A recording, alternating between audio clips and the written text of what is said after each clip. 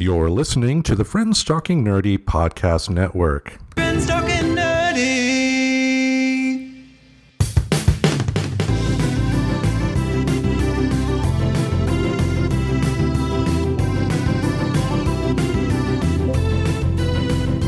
If your friends are nerdy and you are nerdy too, I want to talk to you.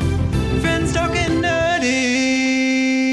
It's a new year, people. Yet another year of Friends Talking Nerdy. Welcome to another recording. This is Tim the Nerd, sitting across the table from me with all these computer screens blaring in our faces. We have Your Holiness, the Reverend Tracy. How are you doing? I'm good. I'm recovering. We got the fun of having our flight abruptly canceled with, the storm of the generation that swept the nation. And we were Alaska customers, which was great. Yeah, I can't wait for that feedback request. I'm actually wondering if they're even going to bother giving them for now, because I know a lot of people are pissed off at Alaska for good reason. Mm-hmm. I mean, my experience was we were supposed to be traveling on Christmas Day to go spend time with my little dude and my Bako Bak, my stepkids, for those that don't know those pet terms on this show.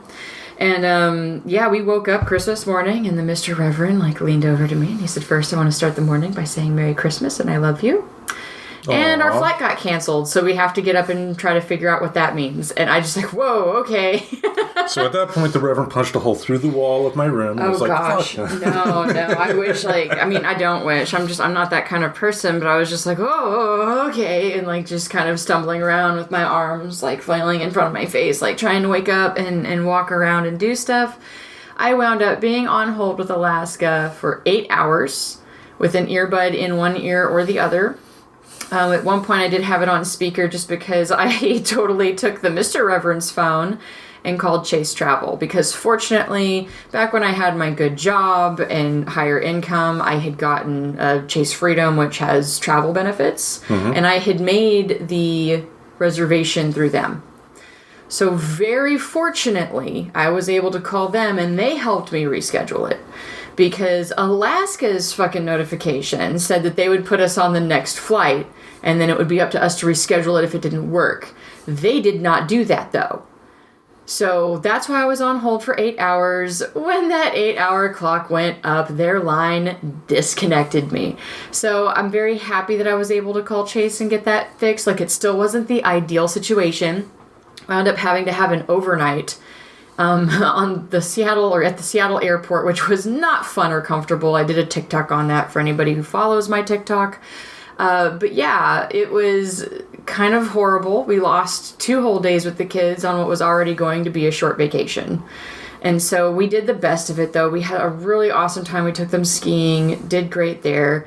Wound up with some friends who decided to drink on New Year's, even though we had the kids with us, which we weren't necessarily a fan of. But, basically kids got to see that adults get kind of loud and annoying when they drink. And, they were watching Shrek upstairs, or trying to watch it over these drunk adults that insisted they could sing along loudly and, go along with all of the words to the movie. And I'm I had even sent messages at some point. If you guys just get into the movie, my kids might actually get sleepy and go to sleep. But instead, they both actually wound up making it all the way through midnight because of all of the stimulus. Mm-hmm. And it was I felt like I was being led to an asshole situation, because as a parent, I really wanted to tell them, you guys come downstairs.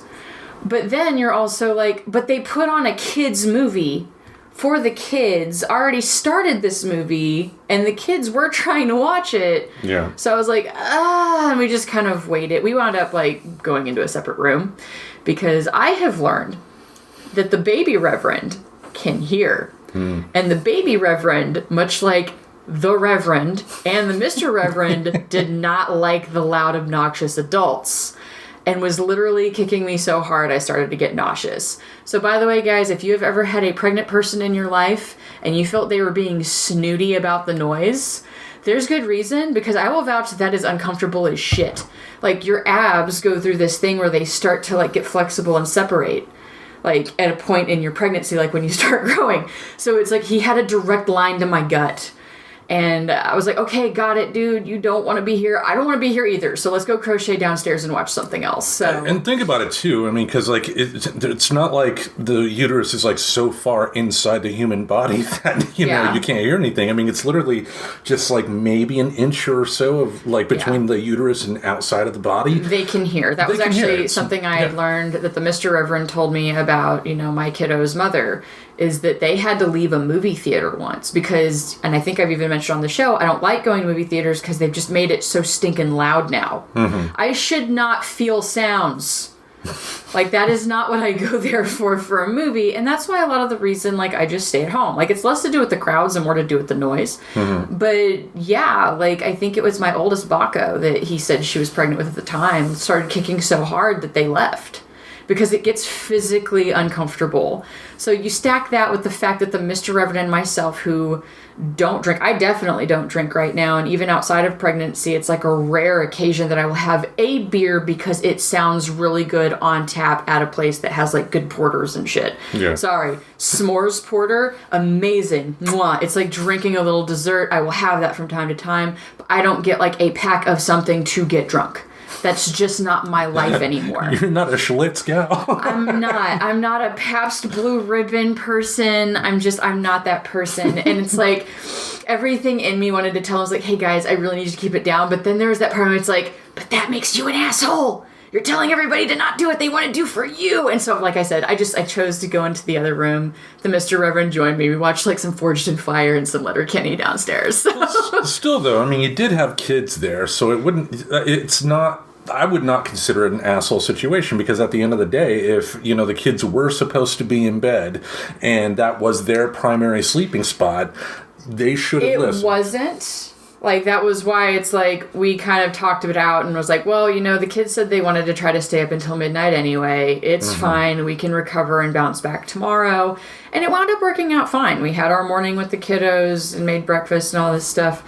So, like, yeah, I feel like at worst, they just got exposed to adults being loud. Mm-hmm. Like, I don't think anything, I mean, I know nothing really happened because I at least knew the adults that were with them. But still, like, it was, and we talked about it the next day. It's like, that's how some people are. That's why Daddy and I don't like to do that.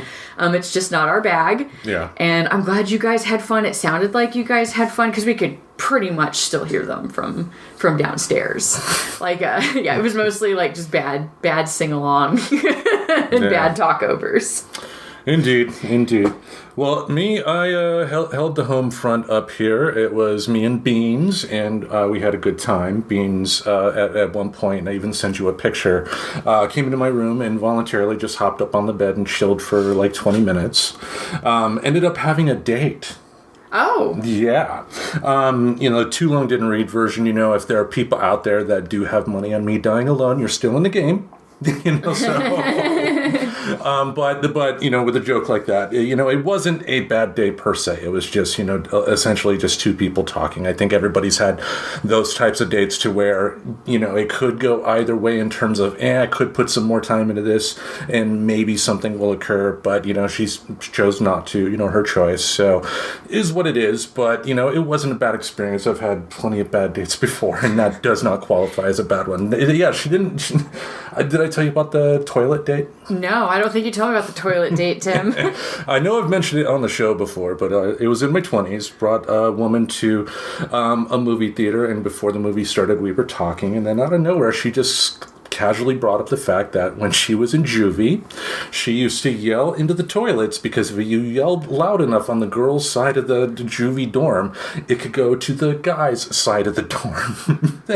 And then once she said that, it was just like, how the fuck do you say anything afterwards? Right. Can't top that story. Yeah, and it got awfully quiet, even for me. And but it didn't end there. You know, after the movie, we ended up going to the Olive Garden across the street, and it was even more quiet, but I was getting more annoyed. So the waitress, you know, could sense that, you know, we weren't having a good time, and she came multiple times asking for the check. You know, do you want your check now? And then not multiple times, just a few times. She was sensing that maybe one or both wanted to wrap the date up. Yeah. But there was one point where I was like, no, I'll have dessert. I'm still gonna have dessert, damn it. Yeah, but, it wasn't at that level. The woman was a nice woman if she does happen to be listening, but I had a date. My first main date. Nice. First mainly a date. But yeah, dating culture, I know we've talked about before, and I don't remember if I talked about, like, my worst date, and it was really like, I don't know how you met this person. I'm not telling you to divulge it if you don't want to. But I actually wound up talking to my oldest about why I stopped using Tinder. Like, and one of my worst dates, which is funny because my worst dates still got beat by pre-Tinder times, dating myself a little bit on a little app called Plenty of Fish. Still around. Where I got catfished before the term catfish existed. And it wasn't really catfishing. I mean, I don't know. Does it constitute catfishing if it's an older photo of them before they gained about 100 pounds? Is that still considered catfishing? No, my understanding of catfishing is that, person A completely makes up an entire right, and they person. use somebody else's their pictures. Okay, so maybe it's not catfishing. That's why I kind of wanted to ask, like, is it? But yeah, that one was cray cray banarnar. But okay, that's the only date. Maybe we go into dating a little bit more in February because Valentine's Day. That was the only date ever that I felt the need to circle the block a few times before going home just to make sure they didn't follow where I was. And I did not appreciate at all the gift they gave me at the end of it. So teaser for February, maybe we'll go into like our bad dates. But yeah, like, I don't know, dating culture is just so nuts to me. Like, I'm almost nowadays, like, if I were to date again, I would rather just go and try to just have the goal of making friends and see what comes from it, right? Because, I don't know, it seems like the conversation's a little bit more natural and you're less likely to end up at a bar with a man hate watching a soccer game trying to convince you to go over to his friend's house to sleep with him, that he's house sitting over there or something, even though you very clearly said you would not be doing that on a first date. Like, I was super clear about this. So 2 teaser date stories for maybe an episode in February. That sounds like it kind of topped my toilet story. Oh, no, I don't think so. Like, that's pretty good, the toilet story. But yeah the one, yeah, like I said, I'm not going to go into it anymore because if we talk about it in February, I'll just save those stories for their entirety for that one. Indeed. And it should be right around episode 300 time. So maybe we can make that even a big special. But anyway, because this is going to be episode, I believe, 288. Oh, wow, 288. That's really cool. Yeah. Come a long way. I mean, I haven't been here for every single one of them, but I've been here for a lot of them at this point.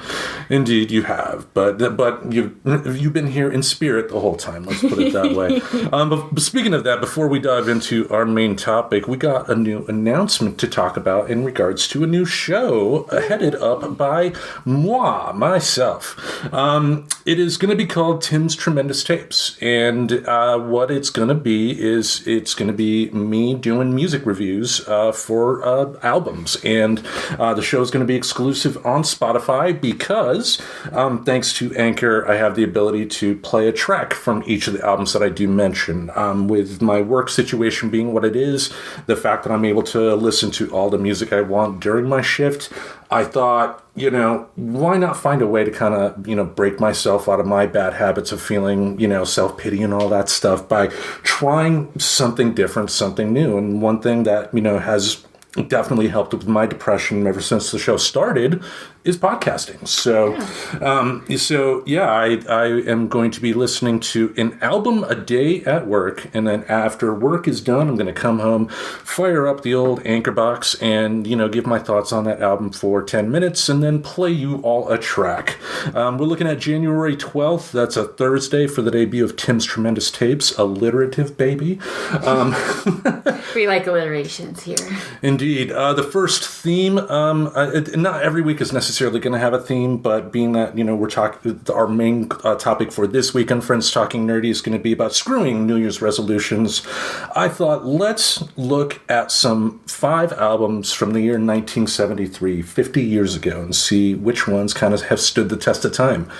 Because it's an interesting exercise if you think about it, because I remember like in the 80s when I was a kid, comparable time-wise, I would be looking at albums that came out in the 30s, and it's like, it would be interesting to see if there was a lot that held up or if time has kind of, winnowed out, the wheat versus the chaff. But yeah, I mean, I've been surprised because some of the stuff that my oldest, my Baco, listens to, like Unchained Melody, was a song that they wound up playing on repeat while making pancakes because it was stuck in her head. And I was like, wow, that song makes me think of Ghost, Whoopi Goldberg, back when we thought she was still straight. Because, right, I still remember, like, I think I've even said on the show, like, that floored so many people when she came out as being gay. But yeah, like Ghost, the whole thing with Patrick, the Swayzinator, and, speaking through her. And so I had told her that, and then we are here. I mess up my pronouns, their pronouns. I'm still working on it, guys. It's a work in progress. But yeah, like, and then we wound up kind of trading, like, some stuff, because then I wound up playing, like, this Only You by Wazoo, and I don't even know how old that song is, but I know it's older because it was featured in Stranger Things, and they tried to stick to stuff that was, like, actual songs, like, of the time. Like, they don't do a lot of remixes, like, other than, the most recent season, they played, oh God, was it... Oh, I feel horrible because I know they like did like a photo shoot where they dressed up in the Hellfire Club stuff as an honor to the character. Was it Metallica? I'll have to look it up, like, just so I can correct it. Oh, the Master of Puppets thing? I think so. Where the kid played the guitar. Yeah, like Master of Puppets. Yeah. By who? Metallica. I was right. Okay, yeah. So I'm really shitty with band names sometimes. So I was like, shit, was it Metallica? Because I want to say that it was. And then I have that anxious self-doubt thing where I don't like to misinform people. And then you're like, it's the Bangles. No. Wasn't that Hanson? Ooh, yeah. Ooh, there's one that probably didn't stand up to time. Bop and no. Yeah.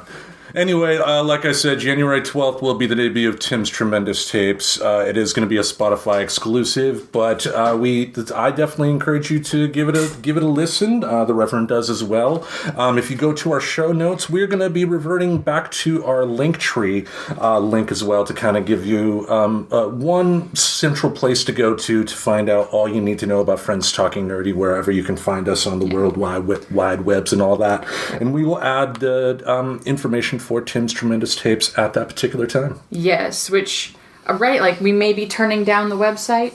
Is that also something understood? Because I know we haven't talked, like, officially. I know we've talked about it. Yeah. But if anybody relies on our website, it might be relevant for them to know. Well, it's a WordPress blog. I had, I had it long before I paid for the Friends Talking Nerdy domain name, so the blog itself is going to continue to be cool. There.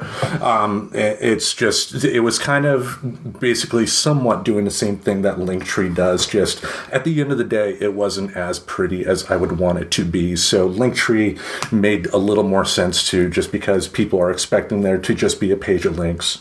It doesn't have to be super pretty, just as long as it has all the info that we, as a podcast, want to give you, our listeners. Yes. Indeed. A little bit of housekeeping starting off the new year. I know. Yeah, but that was one of our resolutions in terms of, talking stuff out more. And that is a great segue, believe it or not, to what we are going to talk about today. And that is the idea that you want to forget New Year's resolutions. Screw New Year's resolutions. Right. And what's nice is, like, we read through some of these notes before we got started. And it's not necessarily like screw them. It is fun to say screw them. Don't get me wrong. We are still going to probably title this Screw New Year's Resolutions. But really, it's just time that more people rethink them. Yeah. And if you're going to have goals to set, there's ways to think about it that's not, well, I fucked up on January 3rd. I guess I'm done with that one. That we don't need to just throw it away. Like, there's a lot of good stuff that we kind of gleaned through here, including, I'm excited to get into SMART goals, because the Mr. Reverend and I learned about SMART goals under completely different circumstances. He learned about SMART goals in the military. I learned about SMART goals in corporate America, who has started to take more and more from the military. So it's kind of funny, like, how that flows sometimes when the Mr. Reverend and I have talked about stuff. So if you're interested in some goal setting ideas and how to maybe think about some of those resolutions that you may have set and may have already broken, we are here to provide for you guys a way to think about it. Indeed, because from the first article we're going to be diving into here from Psychology Today, they did note that studies have found again and again that an overwhelming majority, 80 to 90% of New Year's resolutions fail by the end of the first month. By any measure, those are horrible odds. Indeed. Yeah, exactly. And to the Reverend's point, this is not about not creating goals. We're not being that sarcastic or, cynical. Yes, because the subtext of Friends Talking Nerdy is never challenge yourself, never change. No, that's actually like quite the opposite, especially because we do try to focus on some of the mental wellness and mental health. And a lot of that seems to kind of necessitate an element of shadow integration, shadow work, being able to look at yourself and see what's worthy of change, what serves you, what doesn't. So it's kind of a cool way of talking about it, because this is the time of year where people do try to say, I would like to do blank to be what I would consider a better human. Mm-hmm. And I think that is totally worthy to do. And it always bums me out when I hear, well, by halfway through January, I already fucked up that once, so I'm just not going to try anymore. Yeah, trying is the first step towards failure, as Homer Simpson once said. So we're going to go through these bullet points here and kind of talk about them. There are two articles we're pulling from. One is from Psychology Today, as I mentioned, an article written by Dr. Anastasia Kim. The other are some bullet points we pulled from a website called Artwork Archive. They're actually a software company that makes like software for artists to be able to have like their portfolio digitized and whatnot, but they had some good points we'll talk about as well. But let's dive into the first one here. Set daily, not annual goals. Goals have to be manageable in order to be repeatable. Repetition then becomes a habit. I will eat whole, healthy foods today versus I will become a healthier eater this year. And I think the first thing I noticed there is the fact that, it's talking about setting a tangible goal. Like it's someone like myself. If I said, I want to make a movie, what does that mean? Really, at the end of the day, it's like if I had goals of being in Hollywood, could it happen? Sure, but there are a lot more steps, to reach that goal than it would be to like make a short film that I could film with my iPhone. To me, I think it's about, acknowledging the fact that some of these goals too, like eating healthy, like learning to play a musical instrument, like, doing anything really, can take time to get you to a point to where you're good at it. Like me with the guitar, for instance. Like a lot of times I find myself, I'll like grab my guitar, get the pick, and like I'm gonna rock. I'm gonna practice for 5-10 minutes, and then I play. Again, as you mentioned, I make the first mistake, and then I get embarrassed, and then I think, oh, am I making too loud of a noise? Am I gonna wake up the neighbors? And am I gonna do this? And then I put it down, and I shouldn't do that. Again, my goal with the guitar isn't to be a rock star or anything like that. Yeah. But if I put in 5 to 10 minutes nonstop, mistakes included, I could be a lot better. Oh, yeah. I mean, and that's what's super funny is that's even stuff as a parent I have talked to my step kiddos about is, the first time you picked up the clarinet, were you awesome? No, but you're better than you were because you've kept practicing. That is across the board. That is diet. That is exercise. That's anything. That's any step or any practice in the right direction. You need to practice it. Like, in order to become good at it at all. And that's even routine setting. I face this a lot as a writer too. Like when, a lot of people talk about, I want to write a book, but, most books, even if you're just looking to write, it's a typical fiction book you can buy at the grocery store, you're looking at 300, 400, maybe 500 pages. And that's, that does take a big chunk out of your year. I mean, I've experienced that. Friend of the show, Wendy has definitely experienced that multiple times this past year. But it can seem overwhelming because your mind is on the goal and not the steps to get towards that goal, which is again talking about setting the daily goals. Like with running, for instance. If you wanted to run a 5K, you're not gonna have like my exercise when I first moved to Maine and then expect to run a 5K the next day. Oh God, no! Oh God, like.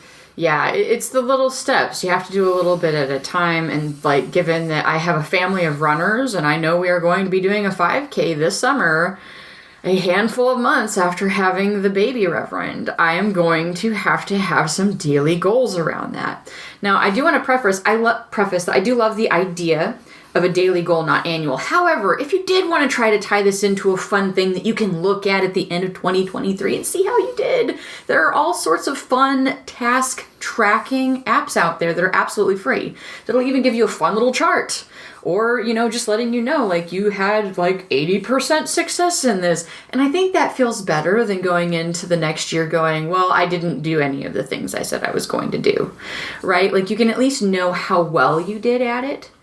And so, I agree with not setting it as an annual goal, but you could still have fun on an annual level of appreciation if you wanted to by having a task management or a task tracker. And then what's super fun, and we've talked about it a lot, there is psychology behind putting that checkbox next to something you did. It's like, you did it, but there literally is something that happens in your brain when you click that little box and turn it from an empty box into a check mark. Or if it's something that you're going to track physically, like my favorite little way of making a makeshift dry erase board is use the printer at work, because who owns those anymore, and printing one page with the little boxes and putting it in a Dollar Tree picture frame. And then you can use the same dry erase markers that you'd use on a dry erase board. It gives you the ability to wipe it. Now, what I do like about the technological version of it is that ability to look at the information later and see how well you did at it for stuff like this. And I think that would definitely help out with bullet point number 2 in terms of, building up your patience, because patience does not come easy. Yes, they say practice patience, and I am adding in not perfection here, because I think that is where people throw away these resolutions. But their bullet point is simply practice patience. A journey of 1,000 miles begins with one step by Lao Tzu. Yeah. Okay, good. I'm not necessarily good with foreign names, but I do at least attempt. Focused on the first 24-hour cycle, then the next, then the one after that. And so that even kind of goes into what we were saying with set daily goals, not annual, right? It is a practice. You don't jump into something expecting perfection, because here's the thing. We are creatures of habit. So whatever habits you have been doing for years, and the older you are, it is going to be harder to break some of those habits if you've been doing them for decades versus a few weeks, right? Yeah. So, practice patience with yourself. Understand that there is psychology around breaking habits. And just because you slip once doesn't mean stop. It actually means keep going.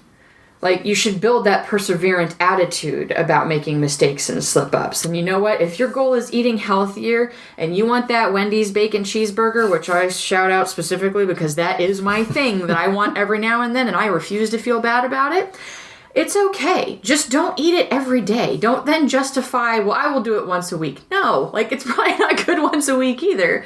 Figure out your goals and set something, which is even something I know the Mr. Reverend and I have talked about, is that we want to get more prescriptively vegan. So a little bit more forks over knives and game changers, plant-based. Yeah. And move further away from justifying eating out as often as we have. Because we do still consider ourselves primarily plant-based.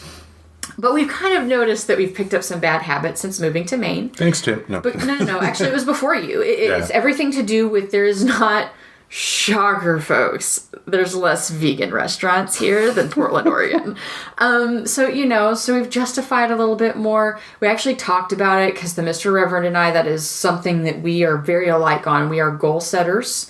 And we want to kind of be in the teamwork makes the dream work mentality, which is actually one of our family mottos that we disgustingly say to our children, is that we do believe in an element of teamwork to make things work. So we've already started talking about it. We've decided one of our treat foods, we love sushi. And there are some good sushi places around here. It's not quite the same as in Portland, Oregon. Ironically enough, there's more there than here. But setting something once every 10 days. Because we'd like to mostly be, so that gives a 10th of the time type thing. Yeah. And setting goals like that, because like I said, we'll get into the SMART goals thing, but you'll notice that is technically a SMART goal.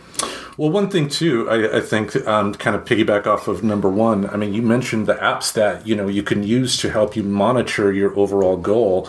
That is a great way to help with building patience, because it will show you the benefits, the prize of what your patience is going towards. If you are learning, or if you're writing a book, and you have the goal of 2 to 3 pages a day, it's going to be a much better, for you to see see those 2 to 3 pages a day build up than, telling yourself it's January 3rd and I don't have my book done yet. Oh, exactly. Like, I just learned there's even, like, Google Tasks and stuff like that. Like, I was hoping maybe I could, like, look really quick on my phone and find the one that I had that I know it was, like, a chart thing.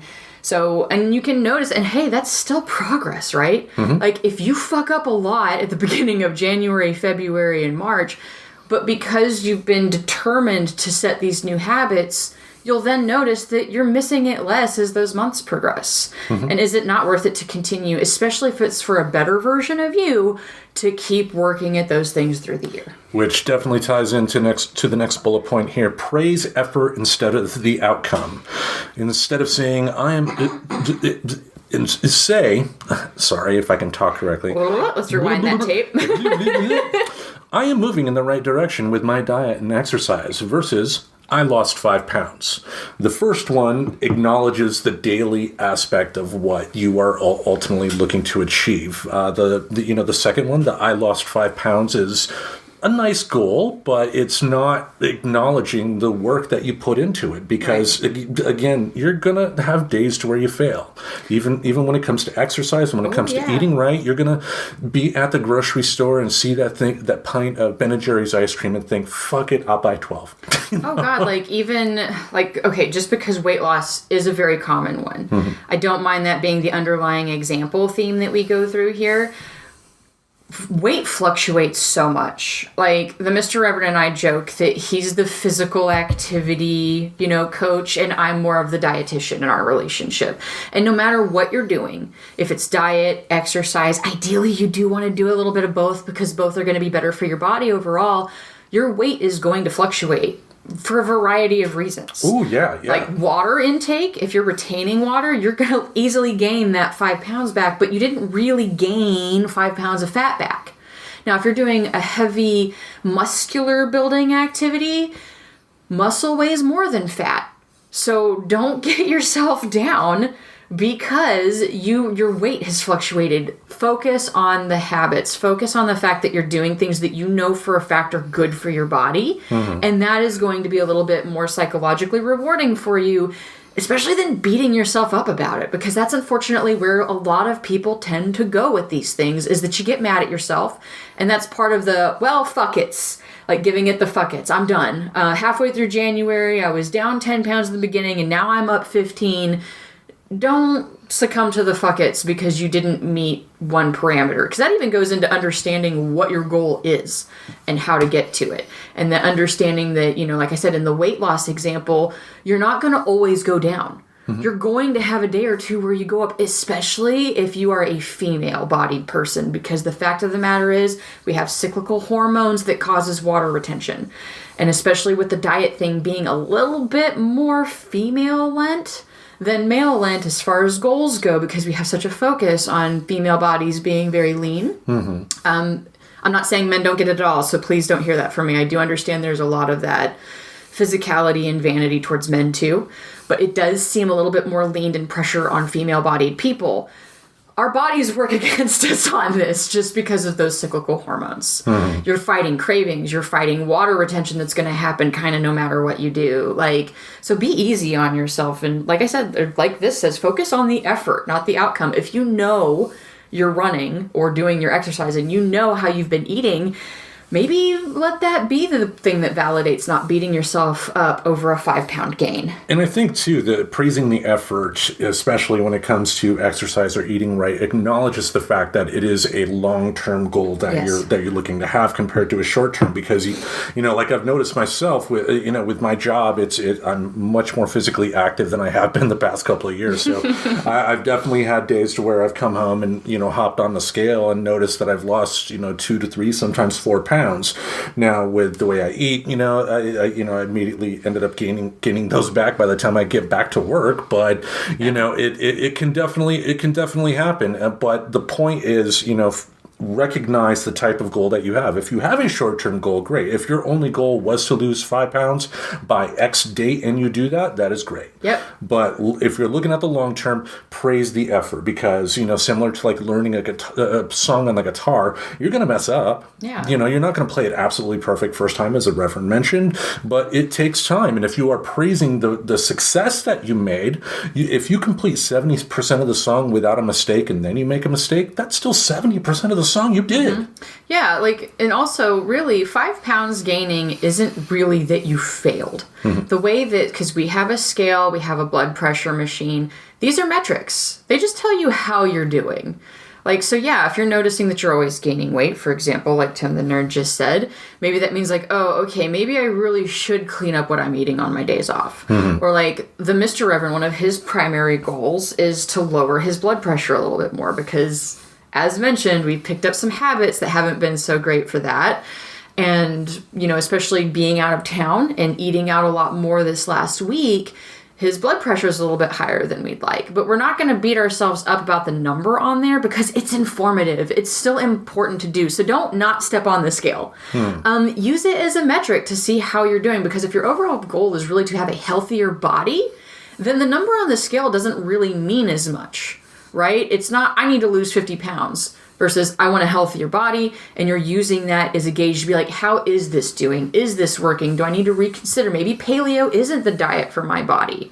Maybe I need to do more of a Mediterranean diet, or maybe I need to do more plant-based. Like, the Mr. Reverend and I played with a number of diets before we settled on the plant-based one, and a lot of it was based on what the numbers told us was good for our bodies. Mm-hmm. So it wasn't just because we only watched like one documentary and went, this is the Kool-Aid I'm drinking. No, like we took in information and went, yeah, this really seems to work for our lifestyle, being bean and barley eaters. And, you know, so that's what we're going to try to lean towards because we know that it's worked for us. Nice. What is the next bullet point? So the next bullet point is focus on what you did right instead of wrong. And I think this kind of goes into the praise the effort and practicing patience, right? The example that you gave is, I kept my cool most of today versus I can't believe I lost my patience. You know, and that even goes to, I ate my prescribed food, because again, I think our background example is going to be the diet and the weight loss.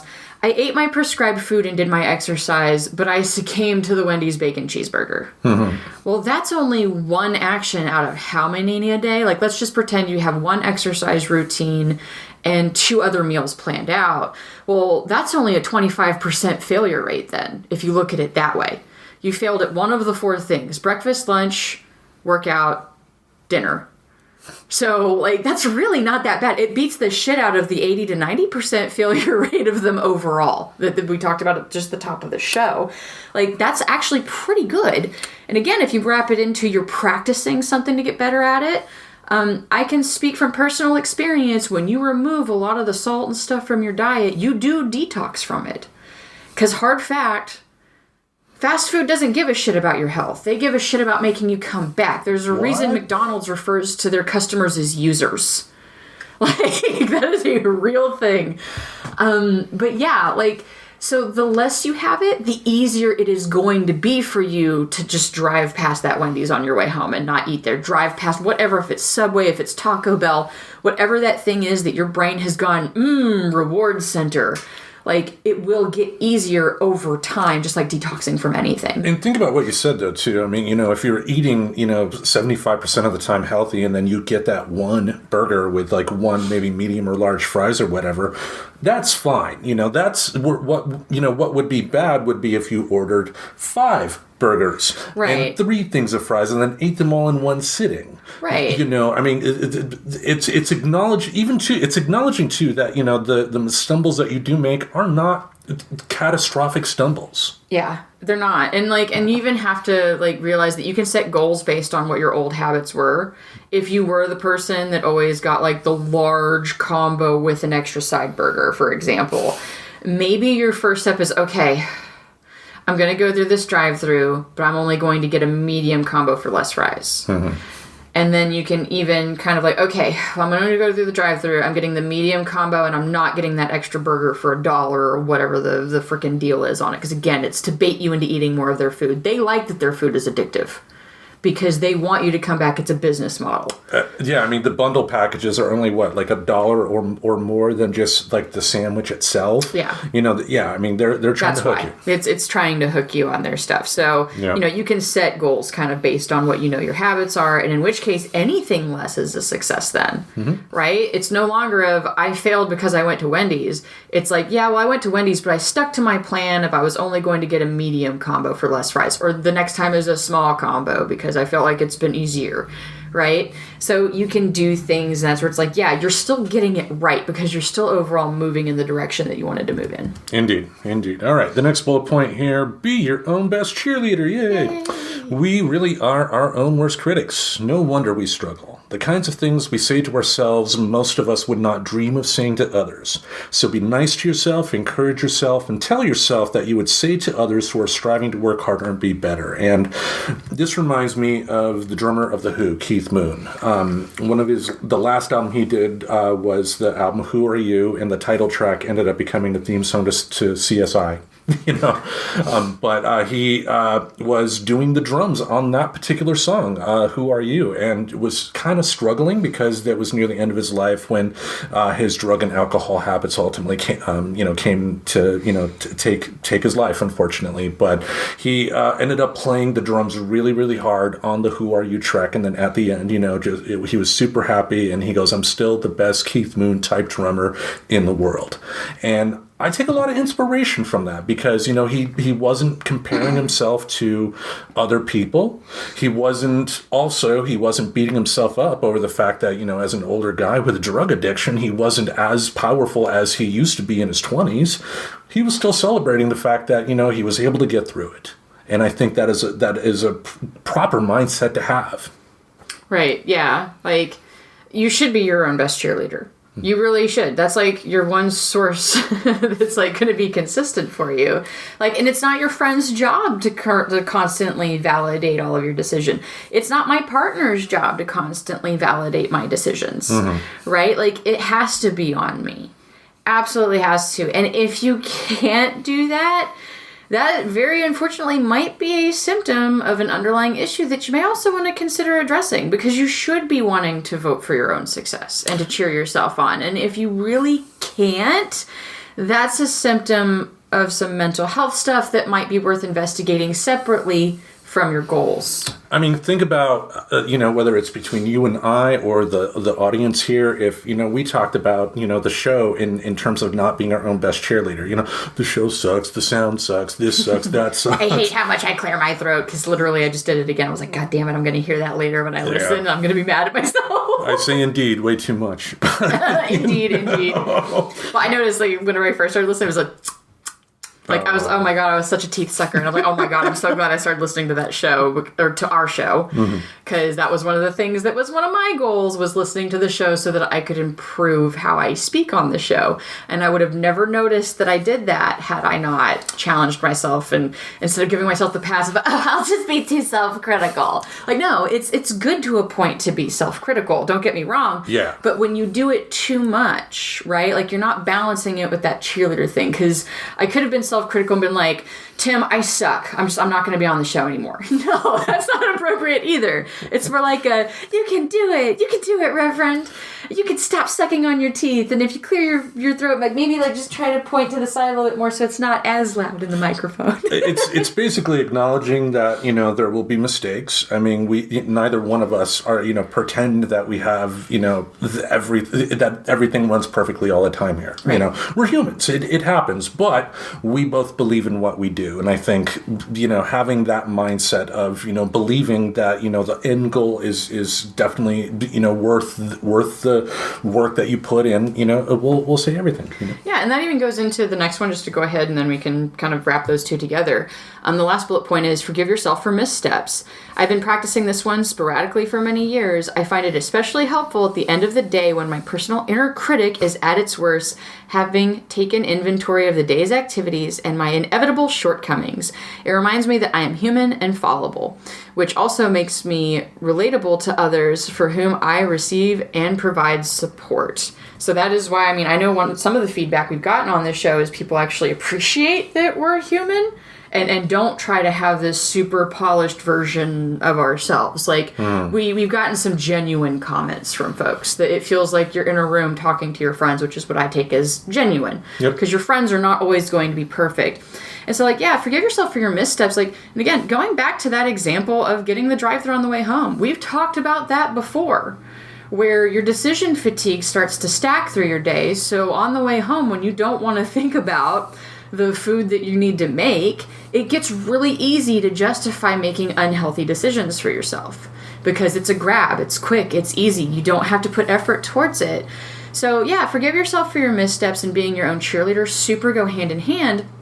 I do want to add in though, that doesn't mean that you should necessarily pass from that critical step of how can you do it better, right? If you find that, oh my God, every day this week, I justified going through the Taco Bell drive-thru or whatever your drive-thru is on the way home. Like, maybe that's where it's like, okay, I need to do some better meal planning then. I need something that I know when I get home, it will be ready pretty much instantly. And that's not that hard to do. Like, if you pop on Pinterest and, like, go into some of, like, the meal prep stuff, crazy easy. Easier if you have a microwave, which I don't. But we do have the air fryer, which has a reheat option. Something I was telling the Mr. Reverend was I wanted to get some of the, you know, the takeouts that are more of the tin foil than what we have, which is like some of the plastic ones, because spoiler alert, one of our life hacks is keeping like the leftover, the containers that we got our Chinese food in, because they were perfect for taking like some casseroles and stuff to work where there's a microwave, but not so much for eating at home where we don't have a microwave. So now it's like I want to do a blend of keeping those because we do like our Chinese food from Fried Rice Guy across the street. Keep those for like packing up some stuff to go to work for reheat, sure. But I'm going to try to buy some of the tinfoil ones just to make it easier to reheat at home as well. Like you can unpack without beating yourself up. And that even goes into cheerleading a little bit because it's like, hey, you can try this and see if that gives you more success. And I think forgiving yourself for your missteps too, you know, kind of think about the friend that, you know, is a guitar player that practices and knows in their head when they messed up, but you are not a guitar player and you hear your friend play that song, you're going to be like, that was great. I love when you did this, this, and this. And maybe kind of keep that in mind too. You know, because missteps can happen. You know, you can play the wrong note and have it sound bad on the guitar, but to somebody else, they just may absolutely love the fact that you got everything else right. You know, that doesn't mean, you know, as a creative person to be delusional and think you're perfect. You know, you want to become better, but just because you know you made a mistake doesn't mean that mistake is also the end of the world. Yeah, exactly. All right. The next article here was from, again, Artwork Archive, and the links to these articles are going to be in the show description. And this kind of talked about setting kind of like a New Year's system. And what I liked about it is it acknowledged the fact that there are steps that need to be made for any goal that you have. You know, so let's dive into the first one here. Remember why you set a goal. Be able to back your goals up. For example, a typical New Year's resolution is related to health, weight loss, dietary changes, and exercise regimes. A goal with depth will get to the root of why you want to set a goal in the first place. The 10 pounds is an outcome, but losing weight will enable you to live a healthier, longer, and happier life. It will give you confidence, allow you to play sports with your kids or go outside more. And I think that is important, you know, because because if you make the goal of eating healthy just to make that goal, your heart's not really going to be in it. Right. But if you have an end goal in terms of if you have blood pressure issues or heart issues or diabetes or just want to be healthy, period, no other health issues, knowing why can help you keep on going with that goal and not give up so easy. Right, and that, like, to me, this is almost tying in a stronger emotional appeal to your goal versus just doing a goal. And something that I wanted to put as a little thing here, just a little toss in, is remember why you set a goal, put it somewhere. Like last summer when the kiddos came here, we actually still have goals on the dry erase board over here of stuff that we wanted to try to do better for next summer. Because that is something that Mr. Reverend and I do. We even did it like post-skiing trip. We do 3 sustains and 3 improvements. So one of our improvements, for example, is the kiddos and the Mr. Reverend and I agreed across the board that it might be better if I have a full-time remote job. Like, not necessarily, quote, full-time, just letting it be remote so we can just be home a little bit more. Like, it was kind of fun for the kiddos to each get their day in our offices, but it would have worked a little bit more smoothly for us had I just been home, or one of us being able to be home consistently. Yep. And what's great is I got to report back that I have an interview for that job. Like, fun little announcement here. But yeah, I mean, I can talk about it openly. It's actually through the same company that I'm currently assigned to. It would just be actually with the company instead of the recruiter that I'm technically working through.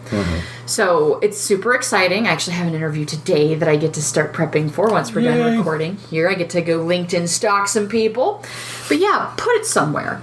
If it's a dry erase board, if it's the makeshift dry erase board like I talked about, put your reason why somewhere to help keep that inspiration so that you don't lose the focus on it. I know for us, like our wanting to eat better, for example, and be more prescriptive on our diet isn't necessarily as self-centered as just being about us.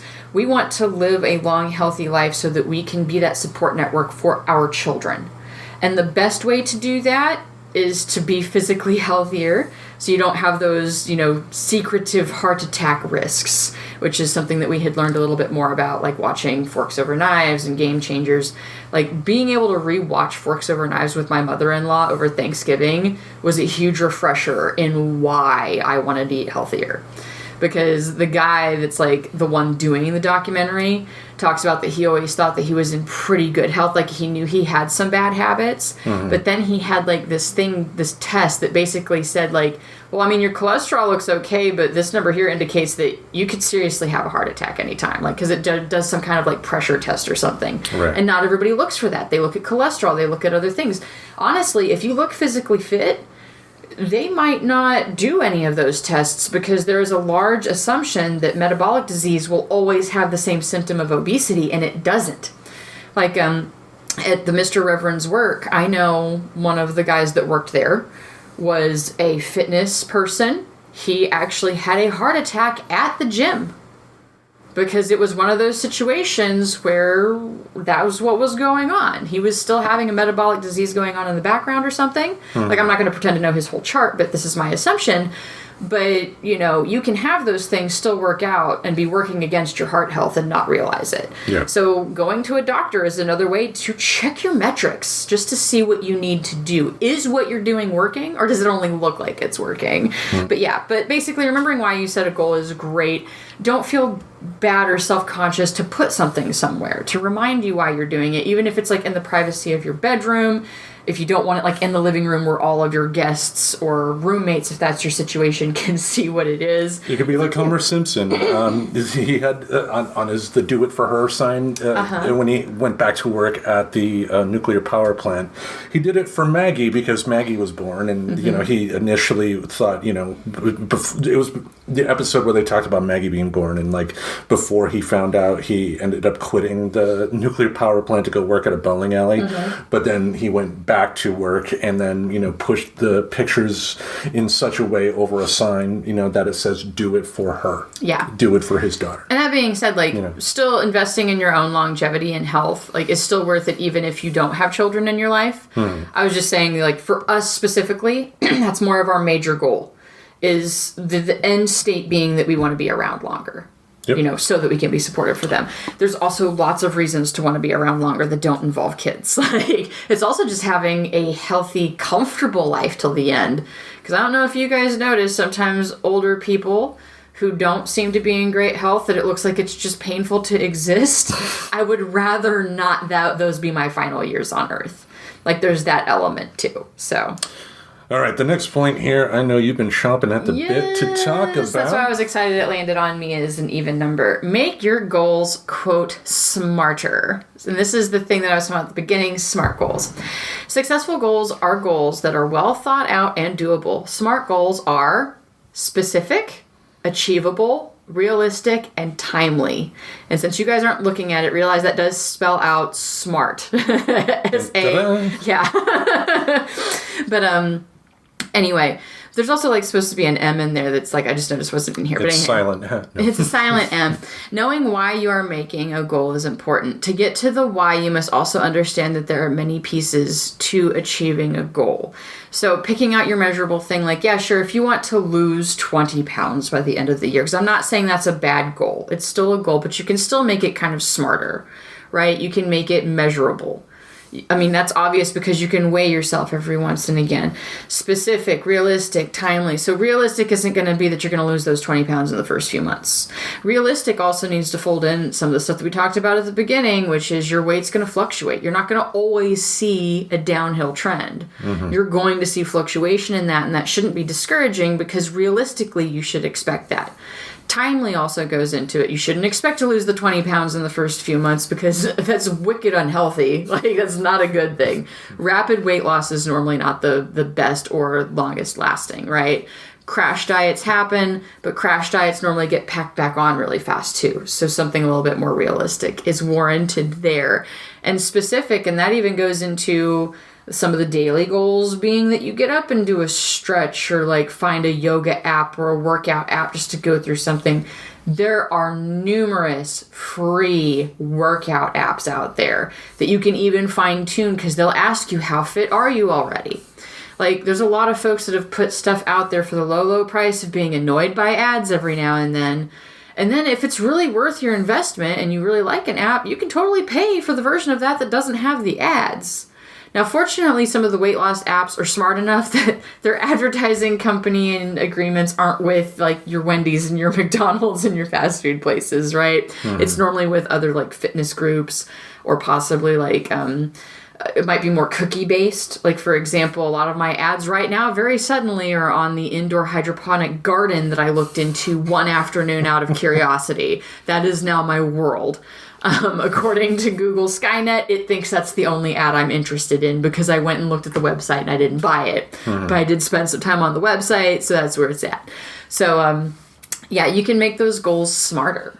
And I think, too, that that the smarter part kind of goes, not kind of, it goes into being smart about the end goal as well. Like earlier I mentioned about, what if I had said, I want to make a Hollywood movie by the end of 2023. The likelihood of that happening is very, very, very slim.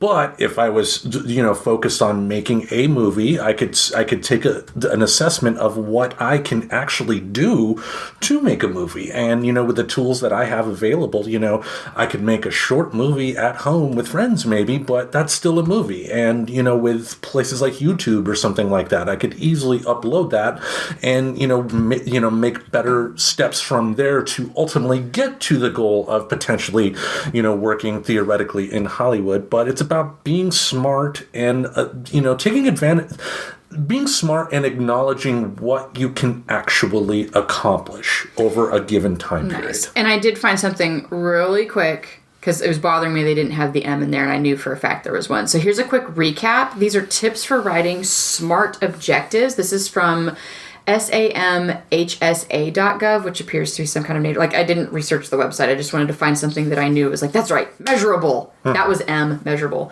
So specific. Define what you expect. Determine who will do it. Detail accountability. Use action verbs expressing physical or mental action such as possible or as much as possible. Provide enough detail. This depends on the objective, but should be enough to be clear. Measurable. Identify how you will know the objective was accomplished. Usually this means quantity, but can also mean quality. For instance, 80% of participants agree or strongly agree on the feedback form. Another example, just to throw it out there with diet. Did you go on your run today? Did you eat a healthy breakfast to start your day off right? Like, there's other measurables that aren't the number on the scale. Attainable. Make sure you have the time, manpower, resources, and authority to accomplish the objective. That even goes into making the film, right? Because maybe some of those measurable things and specific things you set up are, I'm going to take a class at the community college to get yourself started. I'm going to save X number of dollars a month to get this camera that I read and found out this is a really good starter camera by this month. Yep. Right? Like, you can set other goals that are connected to your overall objective, but aren't just the objective. And that's just going to make you more likely to do it. And then the other attainable was consider if there may be factors beyond your control. So that way, again, you can plan accordingly. If you've got no experience with diet or you've got no experience with filmmaking, you may want to consider taking a course to give yourself that tool to use.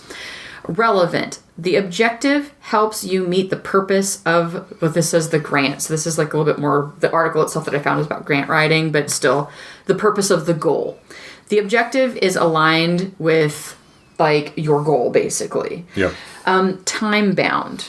So timely or whatever I think they said, but specific when the objective should be completed. If we're going to make the assumption this is a New Year's resolution, make sure it's even attainable, because that goes to, is it attainable to do this thing within a year? Or do you maybe this year is about getting yourself up to be a filmmaker and next year is making your first film, right? Because when you have these honest conversations with yourself, like, you can be more successful in general in life, right? Like, your life is going to last more than 2023. Yeah. But if 2023 is setting yourself up to meet some of these goals long term, that's great. Have a year plan. Having a year plan and a 5-year plan is not crazy pants OCD. It is realistic adulting. And then last for time bound is include timeline benchmarks for long range goals and all objectives. And that kind of ties into the next bullet point here, and that's create a system to reach those goals. Goals, resolutions, and end results are shiny and appealing. What's less sexy is a system that makes these goals, resolutions, and end results happen.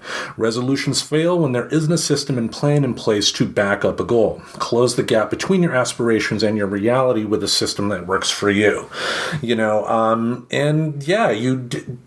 can say, I want to write a book, but if you don't take the steps to plan it accordingly, to make sure that you are, include one simple thing of including time in your day to actually write. Mm-hmm. I remember a few years back when I was writing a book, I found that the best time to write for me was at work during my lunch break. I had a 1-hour lunch break. I could just open up my computer, have a snack next to me, and I had an uninterrupted hour to type, and I was able to get that book done.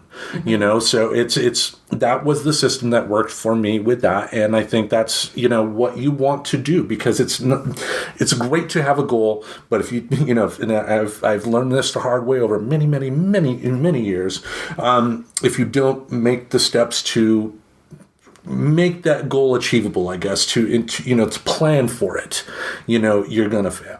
Right, like maybe the first step to any New Year's resolution, like other than finding the cute way that you want to announce what you're doing if you do that at the party that you're attending, is to sit down and like find a SMART goal chart, like tying right back into the one before. Mm-hmm. Like the first step of achieving your goal might actually be sitting down and fine-tuning how to achieve that goal, not just jumping right into it with no preparation, no research, and no planning on your part.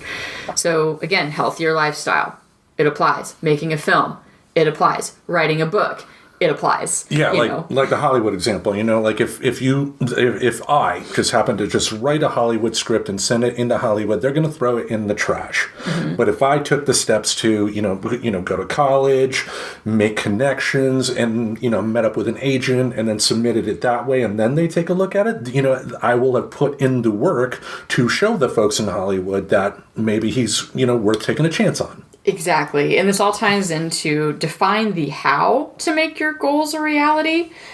This goes into creating a system and the SMART goals, honestly, but identify what you need to make your goals happen. This will help you determine your system and approach. So it goes back to maybe that first step should be having a realistic conversation with yourself and writing down the SMART goals of it. Mm-hmm. How to make it attainable, how to make it within the time frame that you want, and if it's realistic. Like, these are all super crazy important things for any goal setting, whether it's around a New Year's resolution or say like somewhere during this year you have a doctor's appointment and they tell you some bad news. Maybe it's worth setting a goal around that too. I mean, just because you didn't come up with it on January 1st doesn't mean that none of this stuff is realistic to apply, like at any point through the year. Indeed. And I said it again, for those, it's for the Friends Talking Nerdy drinking game, if you're not already dead.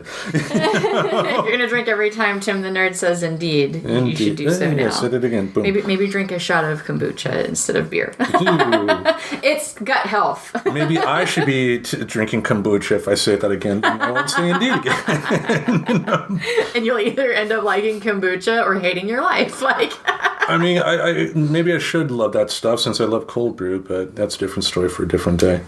But going to the next bullet point here, your goals will define your system. If your broad goal is to spend more time making artwork, your smart goal could be to develop a new series of work.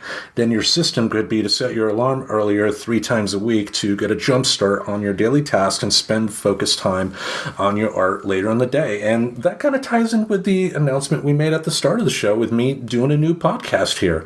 You know, I took the time to look at what my day consists of and found that, you know, thanks to work, having the ability to listen to music, I have plenty of time to listen to more than one album, but one album a day is going to be an easy goal to accomplish. And then recording at minimum 10 minutes of content per day each day I work.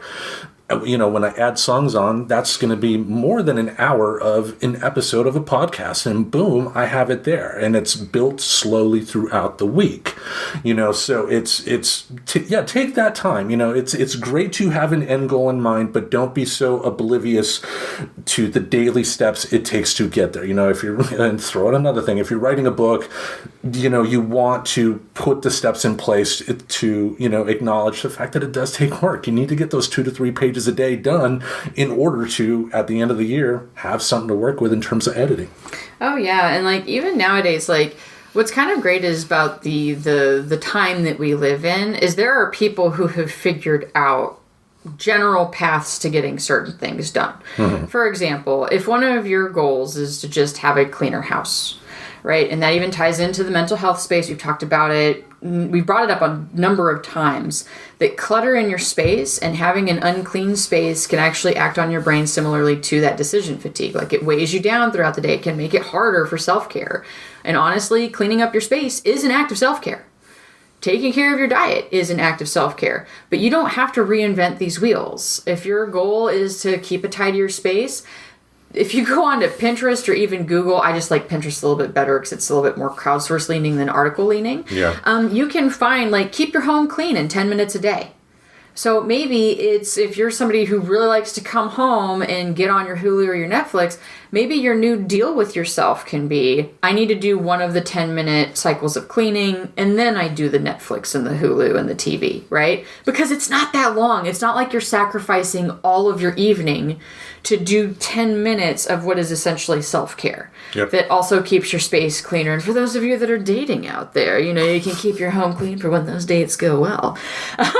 Won't be happening to me. But you know what I mean? Like there's ways to kind of look at things, and you don't necessarily have to sit down and create the list. Mm-hmm. You can spend some of that time, maybe while you're doing the SMART goal exercise, of researching. Research is part of setting up a SMART goal, you know, figuring out what's realistic. And I think 10, 15 minutes a day is realistic.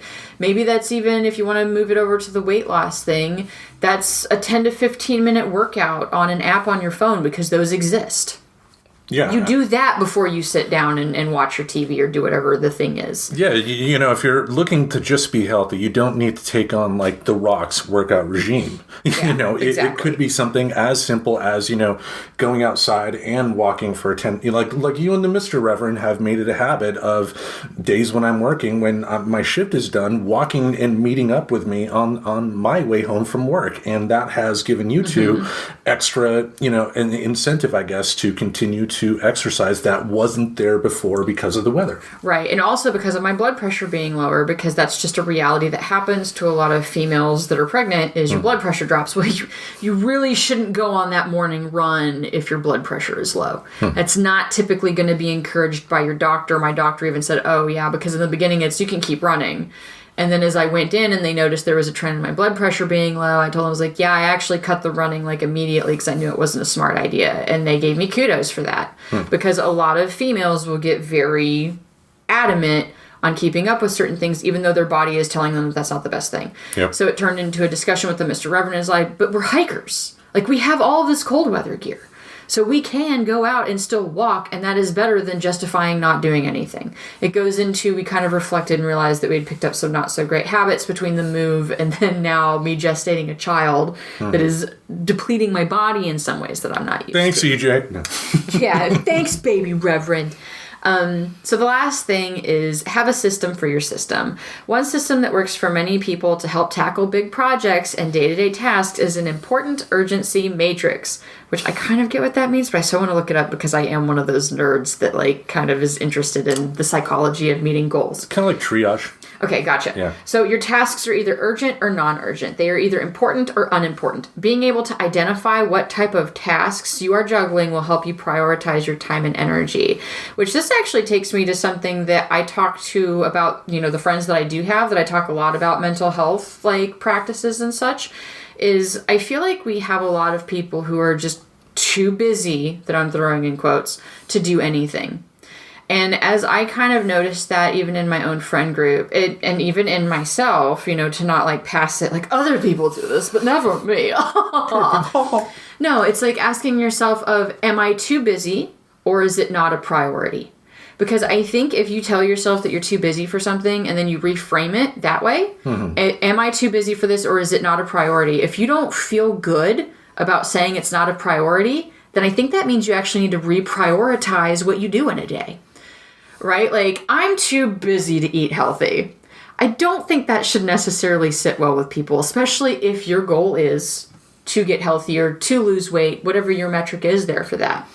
So telling yourself, is this a priority or not, feels better to me than am I busy or not? Because busy is more of like giving yourself that out immediately of, oh, well, I'm just too busy for this.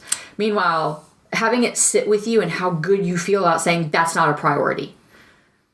Like, are you too busy to do this thing with your kid, or is it not a priority to do this thing with your kid? And if that doesn't feel good, maybe you should try to prioritize doing the thing with the kid, like just to kind of pull in the parental kind of pull there. And I think, too, it will help with anxiety as well, because, you mentioned, not having a clean house. Like, the more that builds up, the bigger project it becomes, and the more easier it becomes to just, out of sight, out of mind, But, if you do take that mindset of, I can accomplish this, but this is a bigger task. Let's get the ones I can take care of now out of the way. That's still keeping you going in the proper way. Even if you're not, totally fixing a huge mess, at least you did something, and that's still moving forward.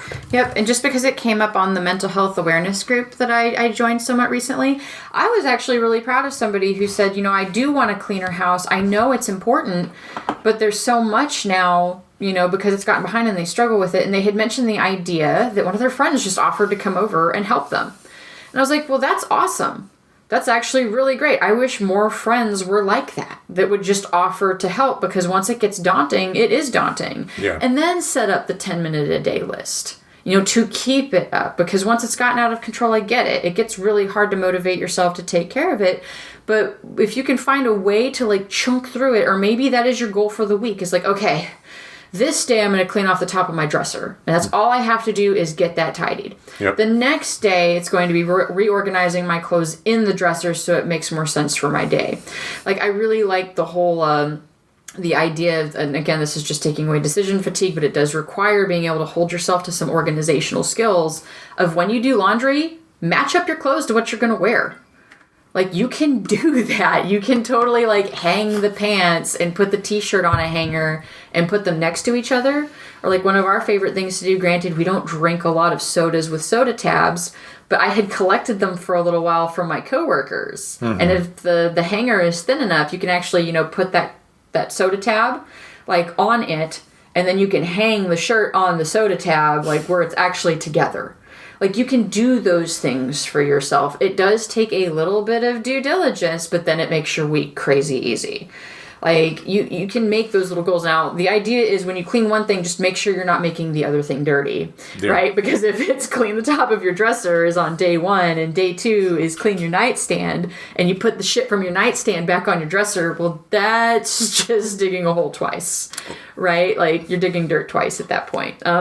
So, it takes a little bit of kind of that practice, smart goal setting, and making sure you're not accidentally working against yourself. But you can get it done. You absolutely can. It just takes a little bit of, I don't want to say strictness, but there's a word and it's not coming to my head right now. I would say, like, you have to acknowledge that it takes time to build a habit. What do they say, like 21 days or something like that? Or sure. Some arbitrary number? Because I know with like guitar players, they say, you want to play at least 10,000 hours before you're good, you know? And I think it's just, ultimately, in closing, it's really about not beating yourself up. You want to find a system that works for you and, just believe in yourself, acknowledge you're going to make mistakes, work towards making sure those mistakes don't become habits themselves. Yeah. And, with a realistic goal in mind, if you put in the time to see what steps need to be made to reach that realistic goal, 9 times out of 10, even if you don't achieve it, you're still going to find yourself in a better spot than before you started. Yep, because I think a lot of things that you're going to find, like most of your goal setting is going to have one thing in common. It requires self-discipline. That's the word I couldn't think of a second ago. Thank you, Google machine, really quick for helping me jog my porridge brain, as they call it in the UK. It's like reversifying glass moment. Yeah, it's like I literally had to be like, what's it mean to be like self-strict but in a healthy way? Self-discipline. Like you need self-discipline. And if you don't have that, that's one of those signs that you might need to do some reparenting of yourself, which is a really popular term right up there with shadow work and stuff. Self-discipline isn't bad. Mm-hmm. Beating up on yourself is bad. So finding a way to encourage and groom some self-discipline is going to help you with your goals. And a lot of that can come with, like we had already said, just to kind of give a recap, do the SMART goal exercise. Put it on a piece of paper and put it on your wall somewhere to remind yourself that you took the effort to try to goal this out, to encourage some self-discipline in yourself. If it's about cleaning habits, make a checklist that you put on your wall that's Monday, here's my 10 minutes on Monday and what I'm going to do. Because again, Pinterest, you can find any number of like this room this day. We actually have one now that's split out by task for the roommate ship here that we're going to change monthly. Like, for example, this month, Tim's in charge of the kitchen and there's stuff there. And he can check mark it. A is to, again, fulfilling that the check mark and what it does to your brain. But it's also passive communication if you've got roommates out there that they know that you've done stuff. Yeah. Right? Because that has ended so many roommate relationships that I'm aware of, is just feeling like people aren't pulling their weight. Meanwhile, can you really tell if they wipe something down, especially if everybody's been good about it? Can you really tell that it's been done or not? And maybe it was done and then they like made a bagel or something really quick. So that's why there's crumbs on the countertop. They did it. They just did it and then did something else. But it's okay because that would be cleaned up tomorrow's checklist, right? So you can do those things. Encourage self-discipline in yourself, which is something, the doing a task list with check marks can help encourage self-discipline. If you're doing it on your phone, looking at those metrics and seeing how your self-discipline is growing is celebrating the success in it, right? So, I don't know, I guess like overall, if you work on self-discipline and apply that alongside with your goals, I think you will have more success in using goal setting to kind of make the better version of you. That, let's be real, that's why resolutions are. The whole point of a New Year's resolution, I think, is that you recognize that you'd like to do something to be a better version of yourself and then doing it. So do self-discipline with that, and I think you'll be more successful with it is really my biggest takeaway from all of this, is it's finding ways to groom self-discipline so that you can make things happen for yourself. Which is, good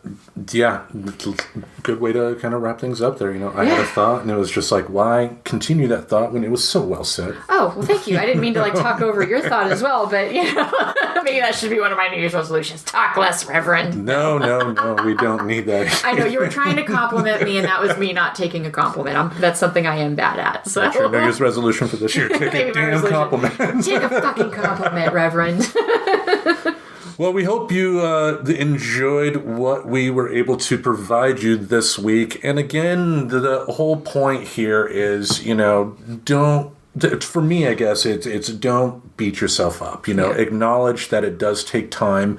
If a guy like me, can do something creative, like, help start a podcast that's been going on for over 5 years now, for writing a book, per se, it can happen to anybody. Just be realistic too, but just keep going. Don't give up. Giving up is, you're guaranteed to fail if you give up. I mean, that's a stupid thing to say, but sometimes people need to hear it, Oh, no, and it seems like so obvious. But at the same time, I agree. People need to hear it. Like, it does seem obvious that if you want to meet a goal, it takes a level of self-discipline. But yeah, it doesn't make it bad for people to still hear that from time to time. Because it's amazing how much we kind of forget. That's a skill you groom. It's not something we're inherently born with. Indeed. I'll take another drink. Just loudly, just to make you feel better about your Indeed. Well, that will wrap it up here for us this week. We thank you all for listening. Remember to tune in on January 12th. If you are listening to this on the day Friends Talking Nerdy comes out for the first episode of Tim's Tremendous Tapes exclusively on Spotify. Each Saturday in this podcast space, we will have something new to entertain your ear holes. Until we meet again, we bid you adieu. Happy New Year, nerds! Subscribe to Friends Talking Nerdy on iTunes, the Google Play Music Store, as well as Spotify. Remember to support Friends Talking Nerdy on Patreon. Goodbye, darling.